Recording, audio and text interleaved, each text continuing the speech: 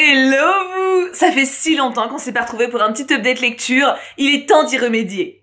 Le dernier date de novembre, si je me trompe pas, et je pense à l'avenir essayer de faire des updates avec un peu moins de bouquins à l'intérieur, genre tous les 4 ou 5 livres, enfin 4 ou 5 œuvres de manière générale, parce que mine de rien, je lis quand même beaucoup et j'attends toujours d'avoir des nombres impressionnants à vous présenter, alors qu'en fait 4 ou 5 déjà, il y aurait de quoi faire à mon avis. Donc n'hésitez pas à me dire si vous préférez des formats très longs comme celui-ci, mais du coup peu fréquents, hein, genre tous les 2-3 mois, ou alors des formats un peu plus réguliers de 4 ou 5 bouquins qui seront donc moins longs et plus souvent. Dites-moi votre préférence, et je vais pas faire une intro de 3 heures, puisque j'ai beaucoup d'œuvres à vous présenter. Même si j'ai pas grand chose à dire sur certaines, donc ça devrait faire une vidéo d'un temps raisonnable. Et je commence déjà à digresser, donc on y va tout de suite. Je vais donc commencer avec les BD, puisque comme vous avez pu le voir sur la miniature, j'en ai lu un taquet, et ma foi, ça va assez vite en termes de présentation. J'ai lu le premier tome de la suite de Lou. J'avais reçu l'intégrale des tomes précédents de la part de Glénat, ce qui m'a fait extrêmement plaisir, puisque j'avais lu les premiers tomes quand j'étais enfant moi-même, enfin adolescente, mais j'avais jamais lu jusqu'au bout, donc j'ai pu lire l'intégrale de Lou ado, on va dire, petite fille ado. Et là, on la retrouve jeune adulte, et qu'est-ce que c'est stylé! Alors les dessins ne changent pas, hein, c'est toujours le même style, vous voyez, c'est toujours très mignon, très enfantin dans le style. J'ai beaucoup aimé, pourquoi? Puisque en fait, avec une histoire qui peut sembler légère, mignonne et distrayante, oh là là, si je commence déjà à manquer mes mots, distrayante, je trouve que le texte touche directement au cœur de celui qui lit. Je ne suis plus étudiante, mais j'ai reconnu cette recherche que j'avais à cette époque-là, cette recherche de la vie, quelle est la mienne, de quel métier j'allais faire, de quelle était ma voie. Je pense que beaucoup de personnes peuvent se reconnaître là-dedans, même quand on n'est plus étudiant d'ailleurs. Genre, quel est mon chemin, qu'est-ce que je dois faire pour être heureux, pourquoi est-ce que je suis sur cette terre, qu'est-ce qui fait ma petite flamme à moi, et c'est très touchant. Voilà, donc je pense que c'est une BD qui peut faire du bien, qui peut aider à enlever le poids qu'on a un petit peu sur nos épaules dans ces moments-là où on se sent un peu submergé. Ça apporte un peu de fraîcheur, un peu de douceur et un petit sentiment de solidarité aussi en mode ouais, ok, je suis pas toute seule, ça va. S'il y a une autrice qui a pensé à faire une BD là-dessus, c'est que je suis pas toute seule ou tout seul. Et effectivement, vous n'êtes pas tout seul. Et cette BD, elle le rappelle avec beaucoup de tendresse, beaucoup d'affection et beaucoup de subtilité également. J'ai beaucoup aimé. Alors là, on change de registre. Salem, les filles de Salem de Thomas Gilbert, que j'avais demandé à ma mère pour Noël. Alors, je l'avais demandé, il était dans ma wishlist depuis très longtemps, parce que vous connaissez maintenant mon affection pour, de manière générale, la thématique des sorcières, d'ailleurs, il y a un livre que je vous recommande à nouveau, c'est Sorcières de Mona Chollet, qui est un essai absolument incroyable et vraiment pas dur à lire, tout le monde peut le lire, vraiment, qui fait vachement réfléchir par rapport à l'évolution de la femme dans la société, pourquoi la femme a depuis très longtemps été réduite au statut de ventre en fait, hein, pour mettre au fond les enfants, etc. Pourquoi on a été à ce point-là diminué, et on voit que ça vient pas de nulle part, et la partie des sorcières, c'est pas anecdotique non plus en termes d'histoire. Donc bref, voilà, c'est une période qui m'intéresse énormément. Et c'est donc tout naturellement que quand j'ai appris que cette BD existait, je l'ai mise dans ma wishlist. Je dois avouer que j'ai été assez surprise, pas forcément négativement, mais pas forcément en bien non plus. Déjà, je vais vous montrer les dessins. C'est assez édifiant. Alors attends, parce que il y a beaucoup de pages qui sont très noires. Oups, j'ai perdu mon marque-page. Voilà, bon, par exemple.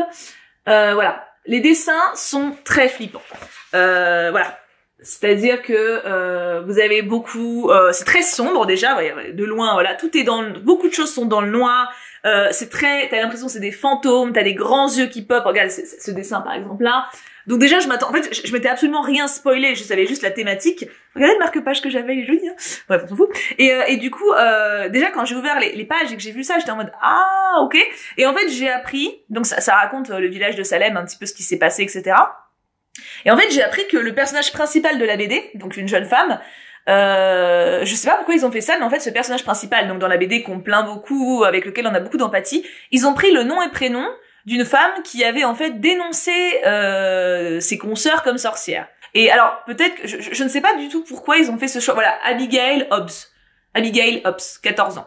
Bon, je sais pas si elle avait vraiment 14 ans, mais en tout cas, ils ont pris ce nom-prénom, qui à la base donc était une femme qui cherchait à faire accuser des sorcières, et ils l'ont pris là en visage principal du massacre en fait.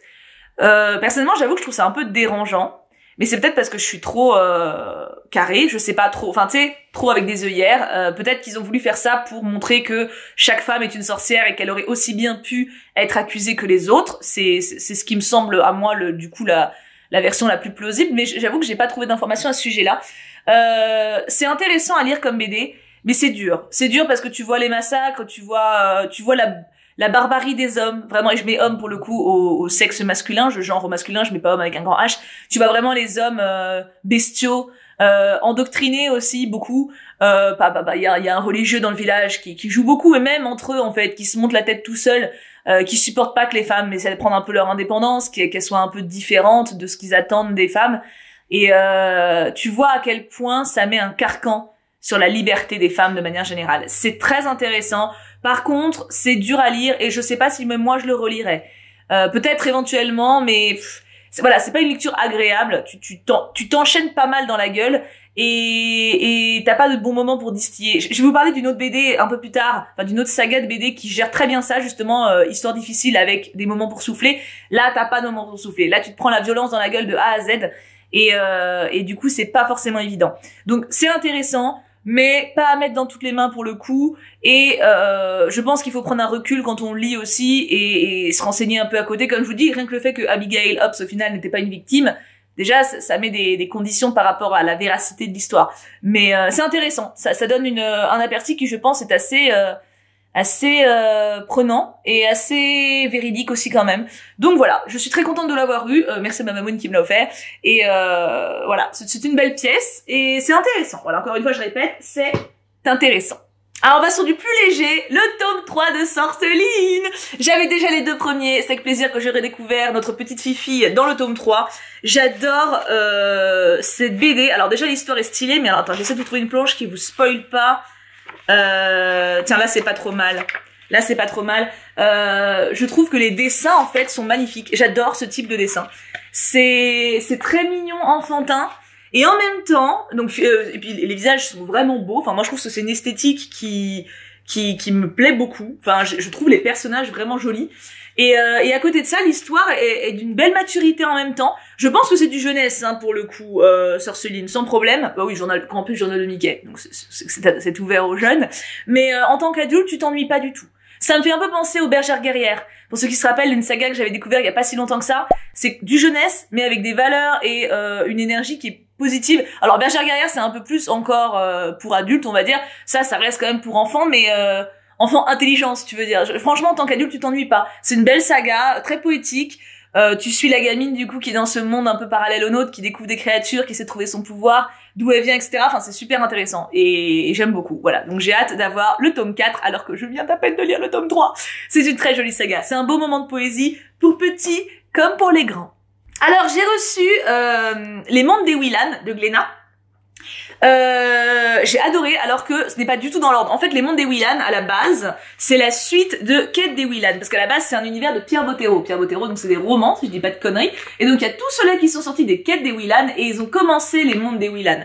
Alors, je suis très contente, puisque même si je n'ai pas lu les tomes précédents et que j'ai jamais lu les romans ni rien, j'ai pas été larguée, j'ai compris. On comprend aussi qu'il y a tout un background derrière qui nous manque, mais ça donne honnêtement juste envie de le découvrir. C'est très joli. Alors, encore une fois, ah bah attends, même pas besoin de vous regarder. Les dessins, mes enfants, c'est magnifique. Je suis amoureuse des dessins. Je suis amoureuse d'ailleurs d'un des personnages, un garçon un peu rebelle, etc. Trop mignon. J'essaie de vous trouver... ouais, bon voilà. Je reste dans les premières pages pour vous montrer, mais les dessins sont vraiment jolis. Il y a aussi de la magie, c'est un petit peu lié à Sorceline dans ce sens-là. À lire pour les petits comme pour les grands. Mais ça se passe sans problème. Pour la jeunesse, ça passe sans problème. Hein. Franchement, les enfants, n'hésitez pas. Les jeunes adolescents également. Et les adultes, vous passerez un bon moment aussi. Ça a l'air d'être un univers super méga giga riche et j'ai envie de voir du coup les tomes précédents. Une nouvelle saga de Joris Chamblin, est-ce que ça vous dit? Vous vous rappelez des carnets de cerises? Et bah bim, on a une nouvelle saga qui commence. Alors c'est beaucoup moins enfantin pour le coup que les carnets de cerises. Les carnets de cerises c'était vraiment feel good, mignon, etc. Là on est sur quelque chose de totalement différent, c'est pas du tout le même illustrateur non plus, c'est Olivier Frazier l'illustrateur. Là pour le coup voilà, on est sur une BD qui a des dessins qui sont déjà beaucoup plus adultes je trouve, qui sont moins colorés, moins enfantins clairement. C'est l'histoire d'une petite fille, donc cette demoiselle là. Hop, bah de toute façon, j'ai envie de dire celle qui est sur la couverture, donc Alison, hein, comme vous pouvez vous en douter, qui se retrouve à vivre des aventures assez dingues pour son âge, qui se retrouve à voyager pour retrouver ses parents et son grand-père qui risquent d'avoir de gros problèmes. Et c'est très sympa, c'est vraiment très sympa. On est sur vraiment un récit d'aventure et d'action à fond. Vous voyez Indiana Jones? c'est ça, sauf qu'elle a 11 ans. Tu vois, vraiment, il y a une grosse inspiration Indiana Jones, je trouve. Il y a des animaux totems, donc il y a des animaux qui sont actifs. Il y a quand même le côté un peu truc mignon, tu vois, parce que t'as les petits animaux qui sont là, etc. Mais c'est une thématique qui est très sérieuse en même temps. Genre, t'as des armes, t'as des personnages qui risquent leur vie. C'est pas drôle, voilà. C'est pas un feel good, mais c'est très agréable à lire et tu te sens embarqué dans l'histoire très rapidement. Donc, si c'est ce genre-là que vous aimez, eh ben, n'hésitez pas parce que c'est très bien traité. On va maintenant aborder mon coup de cœur, ma saga coup de cœur d'ailleurs, puisque Glénat m'a envoyé les 5 tomes d'Irena. Donc vous pouvez peut-être vous douter de la thématique vu la première de couverture. Je vais vous montrer les 5 tomes un après un. Donc tome 1, le ghetto. Tome 2, 3, les justes. Tome 3, tout seul, Varsovie, joli jeu de mots. Tome 4, je suis fière de toi. Et tome 5, la vie après. Alors, cette saga, alors Glénat me l'a envoyé intégralement puisque c'était mercredi pour vous, parce que je tourne en avance, hein, forcément, je vais pas tourner cette vidéo samedi matin à 6h du mat. J'avais, en fait, il y avait le festival d'Angoulême qui se faisait en ligne, et Glénat m'avait demandé de poser des questions au scénariste de Irena en stream. Et d'ailleurs, il y en a d'autres ce week-end. Samedi après-midi et dimanche après-midi. Je vous mettrai, allez voir sur Instagram au cas où, ça c'est une petite parenthèse pour ceux qui regardent cette vidéo vraiment samedi matin. Pour les autres, faites pas attention, allez voir sur Instagram, je vous mettrai les liens des streams si jamais vous voulez y assister. Donc en fait Glénat m'a envoyé cette saga parce que forcément j'allais poser des questions au scénariste, j'allais un peu animer le stream, donc il fallait bien que j'ai lu les bouquins, c'est quand même mieux. Et du coup ils me les ont envoyés les 5 et je les ai dévorés en tout de suite d'affilée, en 1 heure, je sais pas combien, peut-être un peu plus de temps que je lire les 5, mais qu'est-ce que c'est bien! Vous savez, tout à l'heure, je vous parlais des émotions négatives que j'avais ressenties pour le bouquin des sorcières. Irena, ce qui est incroyable, donc ça raconte l'histoire vraie de Irena. Je sais plus son nom de famille d'ailleurs, mais peut-être qu'ils l'ont mis au début. J'aimerais bien quand même réussir à le retrouver. Au pire, je vous le mettrai. Ah, voilà, Irena Senlerowa. Elle a vraiment existé, donc voilà, c'est une jeune femme, enfin c'est une femme qui a sauvé plus de 2500 enfants du ghetto de Varsovie. Et du coup, en fait, ils ont décidé de retracer sa vie, inspirée de faits réels. Donc, il y a aussi des choses qui ont été brodées, évidemment, pour essayer de deviner ce qu'elle a pu faire à certains moments. Ils ont donc fait ça sur 5 tomes. Et j'avais un peu peur, je dois avouer, en commençant l'histoire, en me disant, waouh, 5 BD sur la Seconde Guerre mondiale, le ghetto. Surtout que le ghetto, voilà, tu sais déjà que c'est pas la poilade, tu vois, tu sais déjà que c'est pas... Tu vas avoir du mal à en tirer du bon de ta lecture, dans le sens où tu vas avoir du mal à sourire, etc. Et ils réussissent à faire ça. C'est-à-dire que t'as 5 tomes qui oscillent avec, franchement, je vais dire le mot, avec brio, entre des moments qui te font presque chialer et des moments où tu souris. C'est la fin, je crois que c'est la fin de ce tome-ci. Attendez, c'est à la moitié à peu près du premier tome, où t'as un moment qui est extrêmement dur, qui moi m'a vraiment fait pleurer en fait, c'est très rare, déjà je pleure rarement quand je lis un roman, mais alors devant une BD, je veux pas dire que c'est jamais arrivé, mais pas loin, vraiment pas loin, et là j'ai presque eu les larmes aux yeux, parce que c'était tellement bien fait. Ils ont réussi à nous mettre une scène très dure avec toute la bonté et l'amour possible en même temps. Et toute la saga, elle aussi, entre ça. Tu as des moments très durs, très noirs, de violence, de meurtre, de torture. Et tout de suite après, ou presque tout de suite après, tu vois la confiance, l'espoir, l'amour. Et c'est putain de bien dosé. Et gros respect, parce que traiter un sujet pareil, déjà pour les jeunes, parce que clairement tu le vois aux enfants, aux dessins. Attends, je vais essayer de vous montrer des moments d'illustration. Voilà, par exemple. C'est tout au début, donc j'ai fait attention pour risquer de ne pas spoiler, hein, vraiment de pas louper le début. Là, par exemple, vous avez une grande scène du ghetto.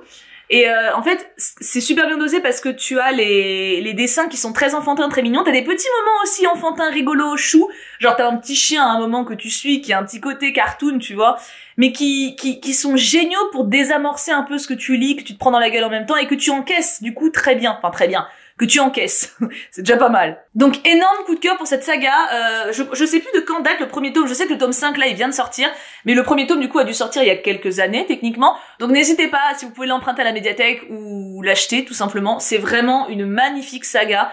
Tant pour les enfants, mais peut-être avec la lecture d'un adulte quand même pour expliquer les choses. Je pense que ça peut être une belle amorce pour découvrir un petit peu plus pour les plus grandes, on va dire les 9-10 ans, pour ceux qui veulent découvrir un peu plus ça peut être une amorce, mais attention, ça peut quand même être un peu traumatisant, je vous dis, il y a des scènes de mort, etc. Ils ont fait attention à pas rendre ça choquant, mais tu comprends très bien.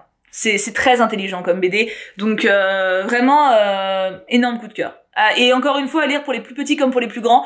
En tant qu'adulte, j'ai pris un énorme plaisir à la lire et j'ai savouré justement toute cette subtilité. Ça fait du bien. Et en même temps, j'ai appris beaucoup aussi puisque cette femme, je ne la connaissais pas. Et c'est toujours bon d'apprendre que des gens bien ont existé et de leur rendre hommage à travers une lecture. Donc voilà, c'était une très belle découverte pour moi. Je suis très heureuse d'avoir cette saga à la maison et elle va rejoindre ma petite pile de BD que je pense relire. Pour le coup, ça, je pense que je les relirai, vous voyez. Parce que je me suis attachée au personnage. Je m'y suis vraiment attachée. Et du coup, j'ai envie de les retrouver, malgré tout. On a fini pour les BD. Maintenant, passons aux romans. Alors, ça va aller très vite. J'ai que 4 bouquins, en fait, à vous présenter. On va dire en format classique. Et vous allez vous dire, ah, Théo, t'as lu que ça en roman? Eh, oh, ça va, j'ai lu beaucoup quand même. Puis c'est des gros pavasses, hein. Et bon, on juge pas. Non, mais je sais, vous diriez jamais ça. En plus, vous êtes plutôt du genre à dire l'inverse, genre, t'as lu tout ça? Moi, j'ai lu une BD. Ben, c'est déjà très bien, une BD. Je commence, je vais faire dans l'ordre. Je vais faire dans l'ordre, tiens, allez, je vais faire dans l'ordre de mes lectures. Allez, hop là, faisons cela. J'ai lu Jane Eyre. Oh my god! Jane Eyre de Charlotte Brontë. Les sœurs Brontë ont été touchées par la grâce à la naissance entre Charlotte et, comment s'appelle l'autre? Émilie, j'avais oublié Émilie. Entre Charlotte et Émilie, ça rivalise de talent. Émilie Brontë, c'est Les Hauts de Hurlevent, qui est un de mes romans favoris de tous les temps au niveau de la plume. C'est une merveille, lisez-le, c'est incroyable. Jane Eyre de Charlotte Brontë, donc la sister. J'avais une approche un peu... j'y allais un peu à reculons, parce qu'en fait, je l'ai lu quand j'étais ado. Et autant je me rappelle que j'avais trouvé la plume très jolie, autant je me rappelle aussi que les persos m'avaient gonflé, mais gonflé sa mère, surtout Jane en fait. Et je l'ai relu là, donc j'y suis allée un peu... Déjà j'avais oublié à quel point c'était bien écrit quand même, parce que je me rappelais que j'avais trouvé ça stylé quand j'étais ado, mais j'avais surtout été traumatisée par la meuf que je trouvais insupportable. Et là la plume m'a vraiment sauté aux yeux, genre waouh, t'as des moments d'une poésie de fou, c'est vraiment bien écrit, c'est plus facile à aborder que Les Hauts de Hurlevent. Si jamais, Les Hauts de Hurlevent, c'est une plume incroyable, mais ça t'emporte. C'est vraiment, tu voyages quand tu le lis, tu vois. Mais ça peut être un peu compliqué, du coup, de rentrer dedans quand t'es pas habitué. Surtout au début. Le début des Hauts de Hurlevent, les 2 premiers chapitres, faut accepter d'être paumé, tu vas comprendre après, tu vois. Mais c'est pas facile, du coup, en tant que lecteur, de commencer un bouquin en disant, putain, je comprends rien. C'est chiant, tu vois. Ça vaut le coup, mais c'est chiant. Jane Eyre, t'es pas paumé du tout, et ça se lit quand même plus facilement. Les phrases sont plus simples, les tournures sont plus simples, et ça reste extrêmement beau. Et alors, quelle surprise, j'ai adoré Jane. J'ai adoré Jane. Je ne comprends plus pourquoi je n'ai pas aimé quand j'étais adolescente. Enfin, je pense comprendre, mais waouh, quelle révélation. Et il est devenu un de mes romans préférés. Des classiques. Comme quoi, l'intérêt de les relire en ayant vieilli, il est quand même important. Je vous ai même pas dit de quoi ça causait, en fait. Jane Eyre, c'est l'histoire de Jane Eyre, une jeune fille qui se retrouve orpheline, élevée par une tante qui ne l'aime pas. Qui est donc un peu réduite au rôle de servante dans la baraque, mais sans le dire officiellement, c'est juste, bon, elle est pas très bien considérée, on va dire. Et du coup, elle s'isole beaucoup pour lire des bouquins qu'elle pique dans la bibliothèque de son oncle. Elle se fait beaucoup critiquer, donc elle a pris l'habitude de se taire, elle parle pas beaucoup, elle observe énormément, donc elle a un peu de réputation de chieuse, de quelqu'un qui fait la gueule tout le temps, etc. Et elle se fait envoyer en pension. Et c'est là que, entre guillemets, sa vraie vie commence, où elle va commencer à étudier, à se faire des amis, et après, voilà, elle va commencer à travailler, etc. Et j'ai adoré. Alors par contre, il est très long. Pour le coup, moi j'ai cette édition du coup Romance éternelle, je crois. Vous voyez, c'est écrit quand même petit et il est quand même très long. Je l'ai senti en le lisant. Je l'ai pas lu en une fois pour le coup. Je l'ai vraiment lu sur plusieurs semaines, je crois 2 semaines.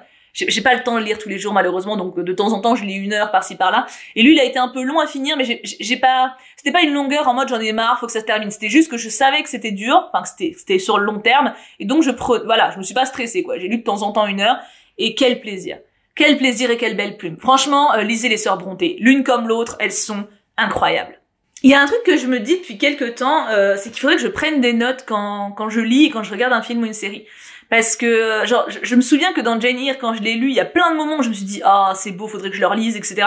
Des fois, je fais des captures en story des paragraphes, mais il faudrait que je pense à le faire de manière régulière, à prendre des notes, parce que c'est vraiment, vraiment des belles lignes. Vraiment, lisez les sœurs Brontë. Vraiment. Alors, en deuxième, bam, on change de registre. Je pense trop comment canaliser ce mental envahissant de Christelle Petit-Colin. Oh, c'est mignon comme nom de famille, j'avais pas vu.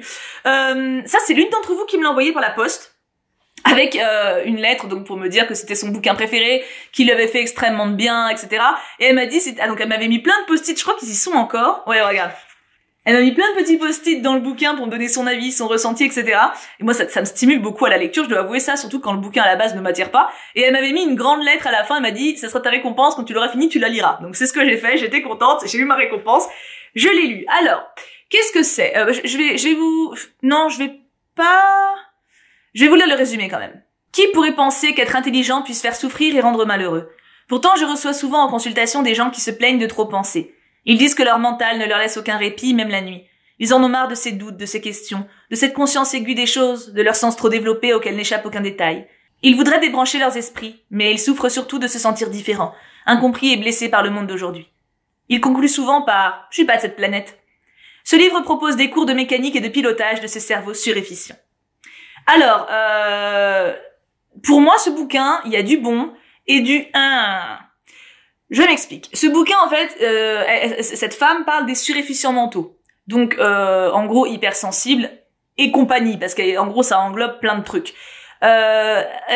Il y a des choses que j'ai trouvées intéressantes. Déjà, il y a des choses qui m'ont fait me poser question moi-même, puisque je pense faire partie des hypersensibles, même s'il faut éviter les autodiagnostics, mais voilà, j'ai certains traits. Et ça, je le pensais avant ce bouquin, hein, justement. Je pense, voilà, avoir certains traits hypersensibles. Hypersensible, contrairement à ce qu'on peut penser, ça veut pas dire forcément que tu pleures tout le temps ou que t'es à fleur de peau tout le temps, hein. Ça peut être beaucoup plus nuancé que ça, mais on va pas parler de ça maintenant, c'est pas le sujet.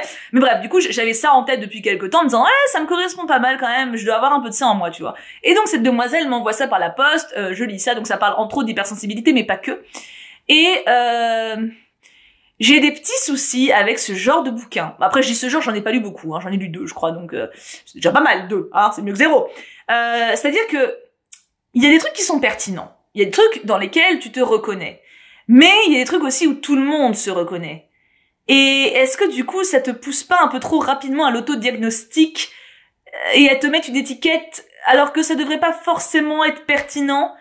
C'est une vraie question. Je ne prétends pas du tout avoir un avis tranché là-dessus. Je sais que moi, il y a plusieurs moments où j'ai eu l'impression que le livre me donnait des idées intéressantes. Genre, me disait des choses dans lesquelles je me reconnaissais. Et il y a 2-3 fois, bon alors, j'en ai parlé avec Kim, mais Kim n'est pas, donc mon chéri, n'est pas l'exemple là-dessus, parce que c'est-à-dire que Kim est très cartésien. C'est-à-dire que lui, pour lui, tout ce qui n'est pas scientifique, prouvé, machin, par des molécules, il y croit pas trop, tu vois. Donc, j'ai lu certains trucs à Kim, et à chaque fois, sa réponse a été la même. Ouais, enfin, ça peut correspondre à tout le monde. Oui. Genre, par exemple, je me rappelle d'un article que je l'ai lu, que pour le coup, je me suis reconnue beaucoup, qui disait que tu pouvais pas travailler avec des personnes pour lesquelles tu n'avais pas d'affect. C'est-à-dire que c'était insupportable pour toi de travailler avec quelqu'un que tu ne respectais pas, que t'estimais pas. Et c'est vrai que là-dessus, je me suis énormément reconnue puisque j'ai quitté des boulots, ou j'ai refusé des boulots à l'époque parce que j'estimais que le patron n'avait pas la même façon de voir que moi, que je pouvais pas bosser là-dedans. T'as des gens, ils auraient pris le boulot parce que t'as été bien payé, etc. Chacun ses critères, tu vois. Et du coup, quand je lis ça, tu vois, je dis, oh putain, ouais, c'est vrai que oui, enfin pour le coup, ça me colle, tu vois. Et donc je l'ai lu avec Kim, et il me dit, mais attends, mais tu connais beaucoup de gens, toi, qui aiment bien bosser pour des gens qui s'aiment pas? Et tu sais, non, évidemment. Alors évidemment, il y a des nuances. Je vous dis, Kim, c'est l'exemple opposé, hein. Donc il a exprès, enfin. C'est volontairement enfoncer une porte ouverte. Il y a des gens qui peuvent, il y a des gens qui peuvent pas. Enfin voilà, c'est... Effectivement, personne n'aime bosser avec un patron con. On est d'accord, mais... Du coup, c'est pour ça, en fait. C'est très intéressant, d'ailleurs, d'avoir mon chéri qui n'a pas du tout cette façon de penser. Moi qui suis plutôt ouverte par rapport à tout ça, Kim qui est totalement fermé, ça nous permet d'avoir des discussions assez intéressantes et qui peuvent nous faire évoluer un petit peu tous les deux, tu vois. Lui, il me canalise, entre guillemets, moi, je l'ouvre un peu. Même si j'ai pas trop besoin de canaliser, ni lui ouvert, mais bref, facile lui ouvert un petit peu. Et du coup, bref, je trouve ce genre de bouquin qui ça peut être intéressant, parce que ça peut te donner, voilà, quelques clés pour te comprendre, pour éventuellement t'aider à avancer, parce qu'elle en donne quelques-unes, même si je les trouve quasi inexistantes, en fait, elle fait plus un long exposé. Mais par contre, je trouve que il faut faire attention. C'est-à-dire que cette femme, je ne la connais pas. Voilà, il y a un petit détail derrière. Elle est Elle est conseil et formatrice en communication et développement personnel, conférencière et écrivain, passionnée de relations humaines. Elle s'est donnée à ses livres en ton simple et accessible et concret. Ça me dit rien. Tu vois ce que je veux dire? C'est-à-dire que, je veux croire que Christelle Petit-Colin est une femme bienveillante et très gentille et qu'elle a fait ce livre pour aider les gens. Et c'est tout ce que je souhaite. Et je pense que c'est le cas parce que y a rien de dangereux en soi, je pense, à l'intérieur de ce bouquin. Mais ce que je trouve dangereux, c'est que n'importe qui peut écrire un truc comme ça. Et vous dire qui vous êtes, ou vous mettre des étiquettes. Parce que si moi j'écris un bouquin, bon, je vais pas le faire, mais Jean-Jacques, voilà, Jean-Jacques de Platrato. Jean-Jacques de Platrato, il se dit vas-y, je vais écrire un livre.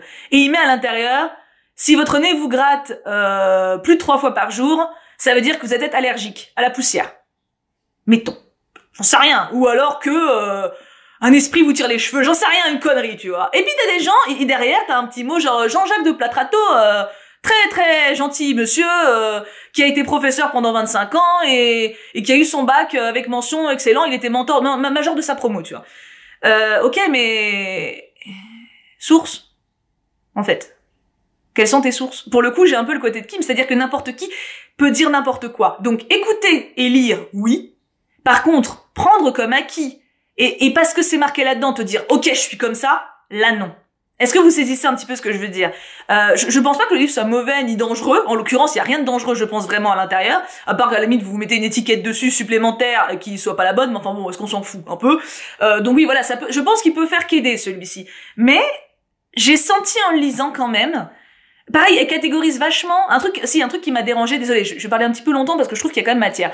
Il y a des moments qui m'ont un peu fait grincer des dents parce qu'elle classe les suréfficients mentaux, donc les hypersensibles, etc., avec, on va dire, les normaux. Et il y a des gros clichés. Alors, je suppose qu'elle a dû généraliser pour que le bouquin ne fasse pas 5000 pages, mais c'est dangereux. C'est dangereux parce qu'un adolescent qui lit ça et qui s'estime suréfficients mentaux et qui et qui classe ses parents parmi les normaux en se disant ok c'est normal, ils me comprennent pas, ils me comprendront jamais, etc. Trop simpliste. Si tu veux faire un bouquin vraiment là-dessus, base-toi sur des faits. Pareil, elle parle beaucoup de cerveau gauche et cerveau droit. Et elle en parle comme si c'était un fait scientifique. Ce n'est pas le cas. C'est un raccourci, le cerveau gauche et le cerveau droit, pour le côté émotion, le côté réflexion. C'est un raccourci, ce n'est pas un fait. Donc tu peux pas te dire, ton cerveau gauche il est plus développé parce que t'es sensible. C'est de la bullshit. Ça pour le coup, c'est de la bullshit. Et elle le dit plusieurs fois. Et c'est ces petites choses-là qui m'ont... Tu vois ce que je veux dire? Je pense que son intention est bonne et que elle a juste voulu transmettre ce qu'elle ressentait. Moi, ce qui me fait peur, c'est que les gens qui lisent ça, ils ont pas forcément ce recul.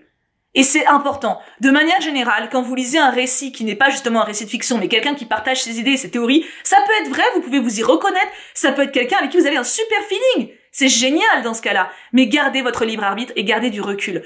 Recherchez par vous-même d'autres informations, croisez les sources. Ne croyez pas aveuglément quelqu'un qui vous dit juste qu'il a de bonnes intentions. Encore une fois, je ne vise pas spécialement ce bouquin, mais je pense que c'est important de le préciser de manière générale pour tous ceux qui font un bouquin pour partager une pensée. Y compris moi-même. Si à un moment je vous sors un bouquin pour vous partager ma façon de penser ou de voir la vie, vous pouvez vous reconnaître dans ce que je vais dire. Et c'est cool, tu vois. Ça veut dire on peut être potes, ça veut dire on a des valeurs communes. Mais vous pouvez aussi ne pas vous y reconnaître et ça fait pas de vous quelqu'un d'anormal. Voilà, c'est juste que j'avais besoin de pas mal expliquer là-dessus parce que je trouve que ce genre de bouquins peuvent être super intéressants. J'ai beaucoup réfléchi en le lisant, il m'a fait beaucoup pas de bien, peut-être pas, mais il m'a fait beaucoup réfléchir, voilà, il m'a beaucoup fait gamberger, c'était cool, vraiment c'était une belle expérience. Mais je pense qu'il faut faire attention. Je pense avoir été assez claire, on repasse sur les romans. Un très court, mais que j'ai adoré, que j'ai reçu dans la cube de Clara Dupont-Monodes, La Révolte, qui se passe avec Aliénor d'Aquitaine en 1173, qui pousse ses enfants à la rébellion contre le roi d'Angleterre, son époux, et c'est raconté par Richard Cœur de Lion. Alors, c'est romancé, clairement, parce que Richard Cœur de Lion n'a pas écrit ce bouquin. Non. Mais c'est basé sur des faits historiques, donc on peut apprendre pas mal de choses en le lisant, et il y a des choses que j'ai découvertes sur Aliénor d'Aquitaine que je ne savais pas, et qui sont super intéressants, voilà, ça avait l'air d'être une sacrée bonne femme quand même. Bah, je suis pas sûre que ça donnait ma BFF, mais sacrée bonne femme. Et du coup voilà, il est très court. Si vous êtes un petit peu curieux de Aliénor, n'hésitez pas, franchement ça se lit très vite, ça se lit très bien. Et on en apprend un petit peu plus sur cette époque qui n'est pas tant étudiée que ça, il me semble. Tout ce qui est Richard Cœur de Lion, on connaît avec Robin des Bois en fait, mais à part ça, bah on sait pas grand chose. Donc n'hésitez pas, il est très court, il est cool. Aliénor, je te kiffe quand même, malgré les siècles qui nous séparent. Et enfin, ma dernière lecture. Attention, papa. César de Max Gallo. C'est une biographie et je crois que c'est la première... Il y a une petite étiquette. On marque-page, retourne dedans, marque-page, retourne dedans. Disais-je, pardon, c'est la première biographie... Non, c'est la deuxième du coup. Mais j'ai pas lu beaucoup de biographies dans ma vie, en fait, voilà. J'ai lu Marie-Antoinette de Stéphane Zweig, dont je vous ai parlé il y a 3 mois, que j'avais adoré de ouf. Et là, du coup, j'avais reçu dans la cube, encore une fois, César de Max Gallo. Et quand je l'ai reçu, je me suis dit, oula, moi les biographies, est-ce que ça va me plaire, surtout César, c'est pas que je m'en fous, mais bon... C'est pas Marie-Antoinette. Marie-Antoinette, j'avais un affect de base avec le personnage. Et j'étais très curieuse de savoir un peu plus sa vie vraiment en détail, tu vois. César, m'en foutais un peu, tu vois, c'est pas que m'en foutais, mais voilà, c'est un poteau de loin, tu vois. Et bah j'ai adoré. Et je pense me mettre à lire beaucoup plus de biographies. Alors après, je suppose que ça dépend de la plume, bien sûr, du biographe, parce que ça peut être aussi très pénible. Je me rappelle, quand j'étais adolescente, avoir essayé de lire des biographies sur des rois, et je me suis fait chier comme la pluie. Bon, après, j'étais ado, mais quand même. Donc, je pense que ça peut être un super support, en fait, pour découvrir la vie des persos. Et des persos, je parle en direct d'un jeu vidéo. Mais c'était passionnant. C'était passionnant. J'ai appris plein de trucs sur César, notamment le fait qu'il était complètement obsédé par le sexe, mais genre particulièrement même pour son époque, alors que les romans ça y allait quand même. Et il se faisait énormément critiquer parce que il couchait aussi. En fait, en gros pour les Romains c'était normal de coucher avec des hommes. Simplement il fallait que tu sois dominant. C'était de dominer sexuellement, ça veut dire que t'étais soumis en gros comme un esclave.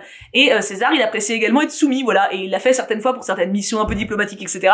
Et il s'est fait charrier, mais jusqu'à sa mort là-dessus en fait. Jusqu'à sa mort il était traité de prostituée, de femme, etc. Enfin voilà, c'était intéressant. Je ne savais pas que César était à ce point porté sur la sexualité, parce que croyez-moi, il baise, hein. Ouh là là, il baise. Donc voilà, c'était une lecture très intéressante. La seule chose que je pourrais peut-être un peu déplorer, c'est que, bon après c'est une biographie sur un personnage qui est très très ancien, donc pour le coup on peut pas trop savoir ce qu'il ressentait, etc.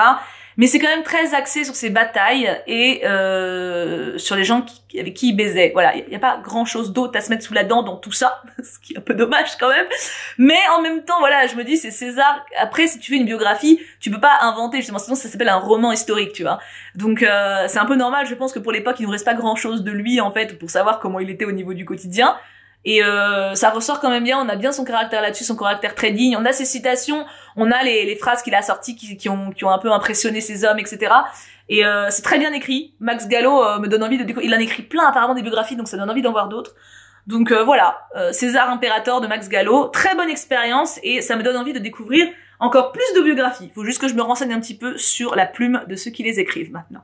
Et voilà, bon c'était peut-être un petit peu long, mais en même temps, c'est surtout l'autre là... je pense trop comment canaliser qui m'a pris du temps, ça m'a cassé ma moyenne. Mais oui, mais en même temps, c'est des vidéos où je m'exprime. J'ai besoin de m'exprimer, c'est pas ma faute.